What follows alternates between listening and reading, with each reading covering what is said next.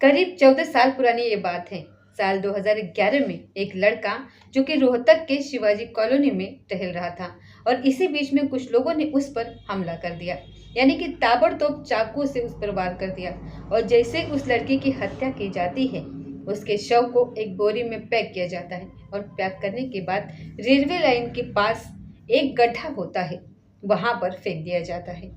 हालांकि परिवार वालों ने आरोपी के खिलाफ शिकायत की, उन्हें जेल भेजा गया, लेकिन वो कानून के साथ कुछ ऐसी लुक्का छुपी करते हैं कि आखिरकार वो लोग बाहर निकल आते हैं।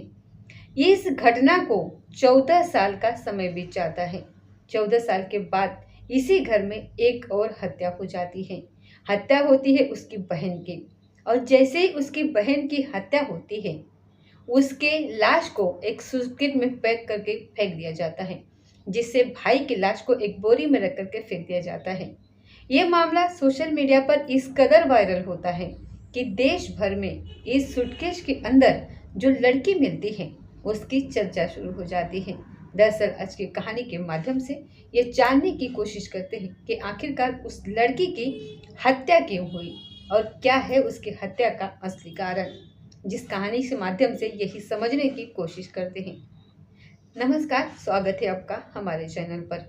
आज की जो सच्ची घटना मैं आपको सुनाने जा रही हूँ, ये सच्ची घटना है हरियाणा प्रदेश का एक जिला लगता है रोहतक, और रोहतक की यह सच्ची घटना है। दरअसल रोहतक जिल्ली हाईवे के किनारे एक छोटा सा कस्बा लगता है, नाम है सापला। सापला कस्बे में जो हाईवे गुजर रहा है उसके पास रोडवेज बस स्टैंड है, और बस स्टैंड के बराबर में जो ये हाईवे है, इसके सर्विस लाइन पर एक सर्विस रोड के बराबर में एक बाउंड्री बाउल है, और बाउंड्री बाउल के बराबर में ही एक जो सूटकेस रखा हुआ है, उस सूटकेस के अंदर आते जाते लोगों की नज़र पड़ रही थी। 1 मार्च 2025 की सुबह लगभग 11 बजे के आसपास का ये वाक्य था। लोगों ने एक दूसरे से यहाँ पर कहना शुरू कर दिया कि यहाँ पर कोई बैग छूटा हुआ है किसी का, लेकिन ये नया बैग है, ये ऐसे कैसे रखा गया है। जैसे ही पुलिस को सूचना दी जाती है, पुलिस मौके पर आती है, और पुलिस मौके पर आके करके उस सूटकेस को जैसे ही वो खुलवाती है तो पता चलता है कि उसके अंदर एक लड़की को ऐसे रखा गया है जैसे कि पूरा फिट कर दिया है, जिसे उसके अंदर हाथ पैर तोड़ करके उसको सेट कर दिया गया हो। और जब उस लड़की के बारे में पहचान करने की कोशिश की, क्योंकि उसका चेहरा बिल्कुल लाल हो चुका था, होठों से खून बह रहा था, इसलिए कई घंटे लग जाते हैं ये पहचानने में और ये जानने में कि आखिरकार लड़की कौन है। और जैसे उस लड़की का नाम सामने आता है, लगभग 22 या 23 साल के आसपास उसकी उम्र रही होगी। नाम उसका हिमानी नरवाल होता है। हिमानी नरवाल का नाम जैसे ही सामने आता है, सोशल मीडिया पर यह फोटो बहुत तेजी के साथ वायरल होने लगता है। दरअसल साल 2023 में राहुल गांधी जब भारत जोड़ो यात्रा निकाल रहे थे, तो इसी भारत जोड़ो यात्रा के अंदर अलग अलग, चाहे फिल्मी हस्तियां हो, चाहे वह बहुत मशहूर लोग हो, या फिर अलग अलग फील्ड में काम करने वाले लोग हो, इस तरीके से भारत जोड़ो यात्रा का हिस्सा बन रहे थे।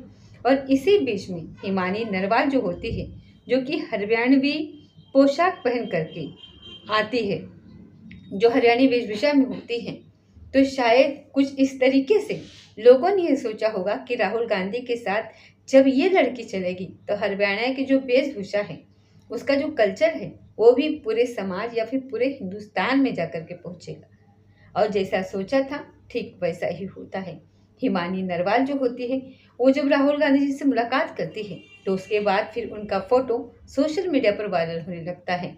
अब इसके बाद इस लड़की की पहचान जगह जगह बनने लगती है, लोग उसको पहचानने लगते हैं। सोशल मीडिया पर यह लड़की छाई हुई रहती है।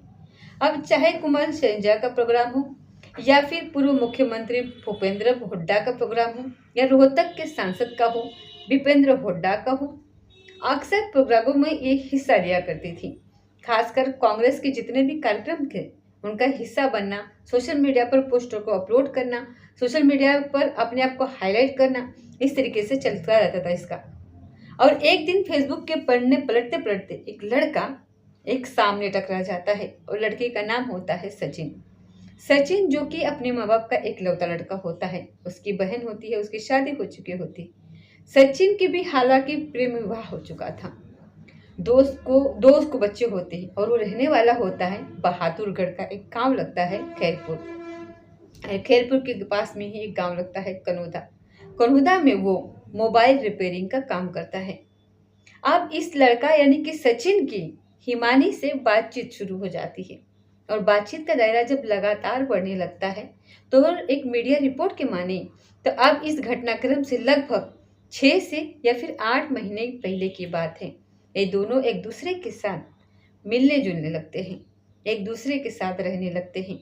दरअसल साथ इसलिए भी रहने लगते हैं, कभी इनको रोक टोक नहीं थी।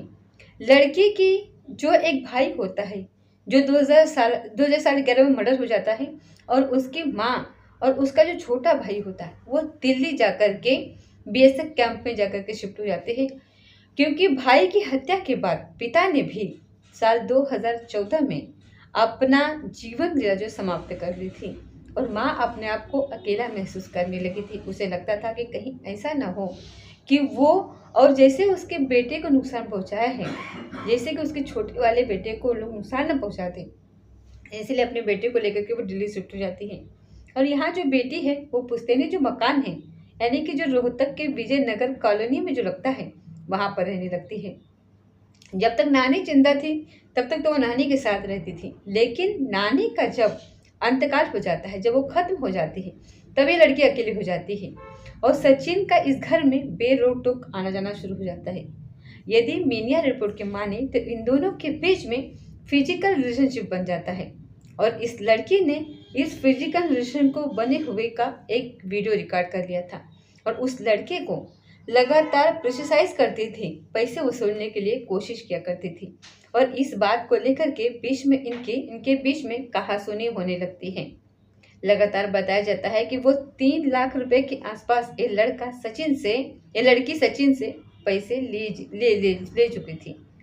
लेकिन मीडिया रिपोर्ट की इस बात को पुलिस बिल्कुल भी नकार रही है, खासकर माँ भी नकार रही है। माँ का ये कहना है कि सचिन की हालत तो इतनी अच्छी थी नहीं, लेकिन उसके बेटे के पास पैसे की कोई कमी नहीं थी और उसके बावजूद भी अगर इस तरीके से मीडिया में रिपोर्ट चल रही है तो वो बिल्कुल भी गलत है। हालांकि पुलिस भी इस रिपोर्ट को बिल्कुल भी नकार रही है, लेकिन और कोई थोड़ी भी नजर नहीं आ रही है। पैसे के लेन देन की बात थी 27 फरवरी 2025 को, जब ये अपनी माँ के साथ शाम 4 बजे तक थी तो माँ के साथ पहले ये कुंभ के मेले में स्नान करने के लिए जाती है और उसके बाद दिल्ली एक रात रुकती है और 25 तारीख को वापस ये अपने घर से यानी दिल्ली से सीधा पहुंच जाती है रोहतक विजयनगर में। और विजयनगर में माँ शाम 27 तारीख 2025 की शाम 5 बजे के आसपास माँ साथ रहती है और इसी बीच जब माँ यहाँ से चली जाती है तो माँ ये खुद कहती है माँ से कि माँ मेरा कल हो सकता है कि नंबर ना मिले, क्योंकि यहाँ शहर में चुनाव चल रहे हैं, इसीलिए मैं उसमें बिजी रह सकती हूँ। अगर मेरा फ़ोन ना मिले तो आप परेशान मत होना। बेटी तो अपनी माँ से बात कहती है, लेकिन माँ इस बात पर बेफिक्र हो जाती है और माँ के जाने के 1 घंटे बाद ही सचिन की एंट्री हो जाती है और वो लड़का जो फेसबुक पर इसको मिला था और इन दोनों में बातचीत होती है। क्योंकि वो पहले भी आता रहा है इसलिए इस बार आते पर इसकी कोई पाबंदी नहीं थी।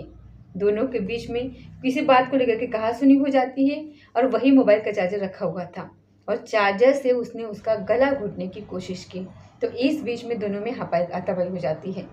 लेकिन तब तक उस मोबाइल के चार्जर के लीड को वो तब तक खींचता रहता है जब तक कि हिमानी नरवाल की मौत नहीं हो जाती जब तक वो मर नहीं जाती। अभी इत्मीनान कर लेता है, तसल्ली कर लेता है कि वो मर चुकी है।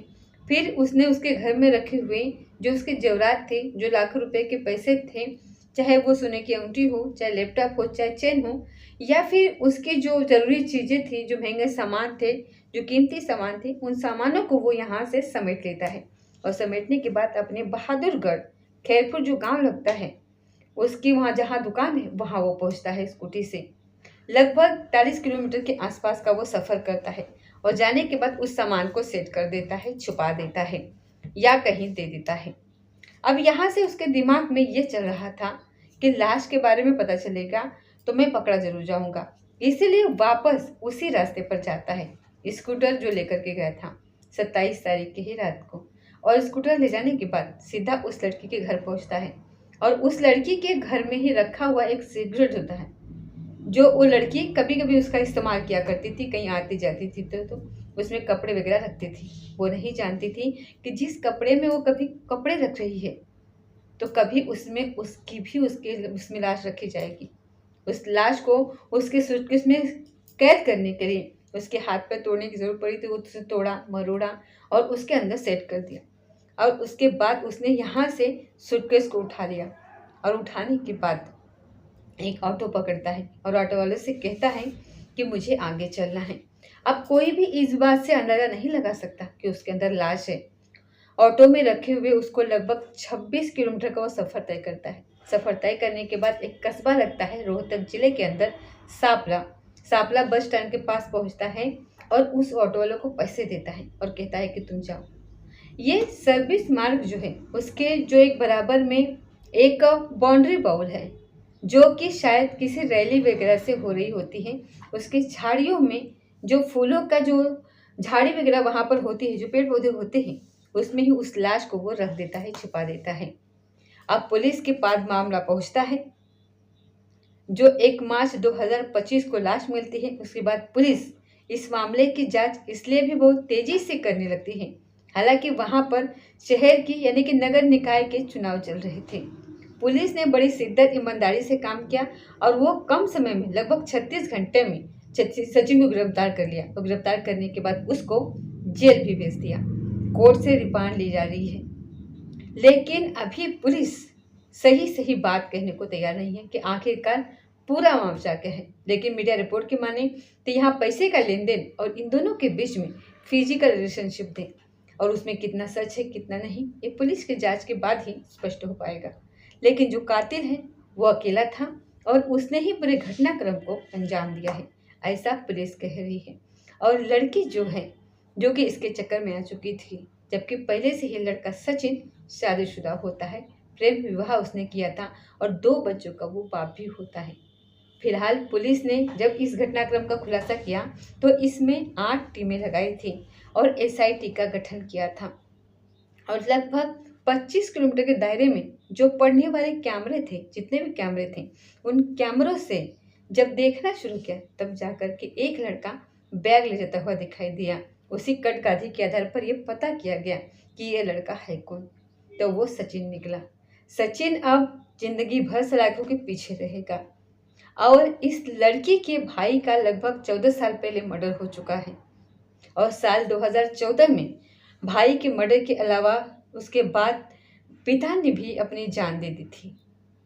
घर में ऐसा बिखरा फैला कि माँ ने अपनी बेटी की जान बचाने के लिए बेटी को साथ दिल्ली लेकर के चली जाती है, लेकिन बेटी पुश्तैनी मकान में रहती है और उसकी ज़िंदगी की लीला भी हमेशा हमेशा के लिए खत्म हो जाती है, समाप्त हो जाती है।